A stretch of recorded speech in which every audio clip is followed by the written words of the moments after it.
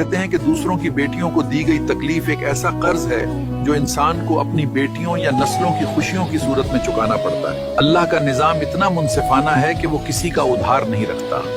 जो रोलाना जानता है उसे एक दिन रोना भी पड़ता है। इसीलिए बुजुर्ग कहते हैं कि अगर अपने घर की बेटियों की नसीब और खुशियां अच्छी चाहिए तो दूसरों की बेटियों को इज्जत देना सीखो। किसी के एहसासात के साथ खेलना बंद करो, क्योंकि जो कांटा आज आप किसी के रास्ते में बोएंगे कल उसी की नोक आपके अपने बच्चों के पांव को जख्मी करेगी। हमेशा याद रखें कि वक्त बदलते देर नहीं लगती। किसी की लाडली को हंसाना सीखें ताकि कल को आपकी अपनी लाडली का नसीब भी हंसता